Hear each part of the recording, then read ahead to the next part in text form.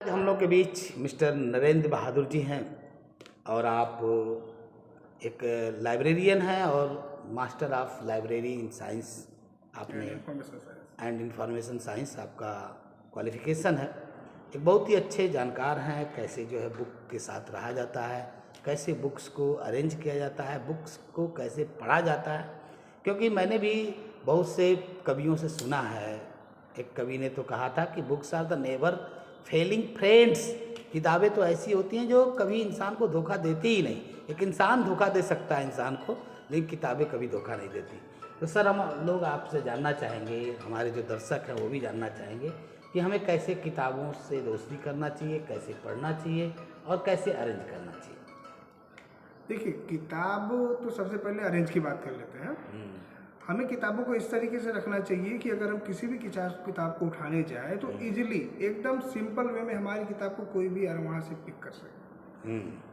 एक किताब रखने की सबसे बड़ी कला यही है। इसके लिए बहुत सारे स्कीम से हम उनको फॉलो करते हैं और डेली लाइफ में हम क्या कर सकते हैं, अपने घर में किताब को according to their name alphabetical way best manner है।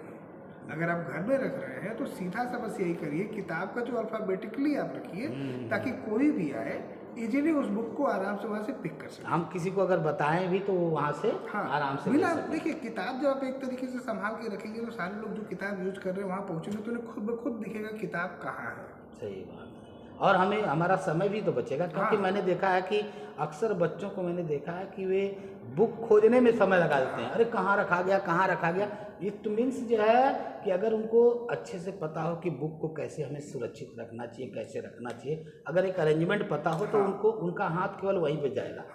आप सब्जेक्ट वाइज रख लीजिए पहले तो बुक को, जो सब्जेक्ट जिस तरीके से विषयवार तरीके से, उसके बाद उसमें आप अल्फ़ाबेटाइजेशन कर दीजिए। अच्छा, कौन सा अल्फ़ाबेट पहले आता है और उसके बाद कौन सा आता है, अकॉर्डिंग टू दिस आप पूरे के पूरे बुक को लिख रख लीजिए। कभी भी आपको बुक निकालने में या कोई भी एक कहते हैं ना कि एक अंधा आदमी भी बुक लाइब्रेरी किताबें छू सकता है अगर वहाँ पे रखी हो, अगर अच्छे से रखी अरेंज की हो तो। बिल्कुल सही बात कर रहे हैं आप। और अगर हम अल्फ़ाबेटिकल रखी हो किताबें तो हमको लगता है कि जैसे कभी कभी बच्चों में क्या होता है ना, कोई नई बातें सुन रहे हैं तो उनके अंदर एक्साइटमेंट आता है, हम इसको सर्च करें, हम इसको सर्च करें। लेकिन अगर वो जो है गए सर्च करने, बुक खोजने, बुक नहीं मिला, वो एक्साइटमेंट भी खत्म हो गया। एक्साइटमेंट नहीं, थोड़ा सा अगर हमें बुक टाइम पे ना मिले तो हमारे अंदर थोड़ा सा एक गुस्सा, एक क्षोभ आता है कि हमें अभी पढ़ना है, नहीं मिल रहा, हमने कैसे लिख दिया। वो शो हमारा खुद से होता है।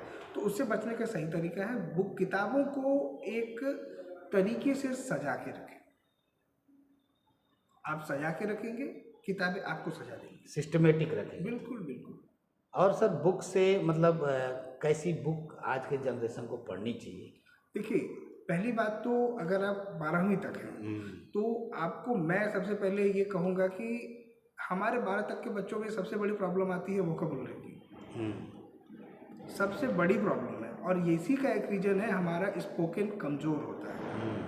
उससे बचने का सबसे अच्छा तरीका है जब आप किताबें पढ़ रहे हैं, हालांकि आप सीबीएसई बोर्ड से हैं, अगर आप यूपी बोर्ड से हैं तो भी आपके लिए भी एक सजेशन है कि एक डिक्शनरी रखिए अपने पास, या डिक्शनरी नहीं रखिए तो आप एक कॉपी रखिए। आपको उसमें कुछ भी नया वर्ड मिलता है, आपको लगे कि नहीं इसका हमें इंग्लिश वर्जन जानना चाहिए या अंग्रेजी में इसका क्या होगा, या आप सीबीएसई वाले हैं तो हिंदी में इस वर्ड्स का क्या मीनिंग होगा। क्योंकि अगर आप जब तक शब्दों के अर्थ को नहीं समझेंगे आप स्पीक करने में असहाय महसूस करेंगे। सही कह रहे हैं। अच्छा सर, ये बताइए कि आजकल जिसे अक्सर हर नुक्कड़, हर चौराहे पर देखने को मिल रहा है कि लाइब्रेरी, तो ऐसे लाइब्रेरी को कैसे आज की जनरेशन कैसे यूज करे, इसके बारे में कुछ? वो जो लाइब्रेरी होती है वहाँ पे आप जाके केवल अपने हिसाब से पढ़ाई कर सकते हैं। अगर आपको लाइब्रेरी ज्वाइन करना है तो जहाँ तक मुझे जानकारी है, मेरे नॉलेज में है, हर तहसील में एक सरकारी लाइब्रेरी होती है। अच्छा, आप वहाँ जाए।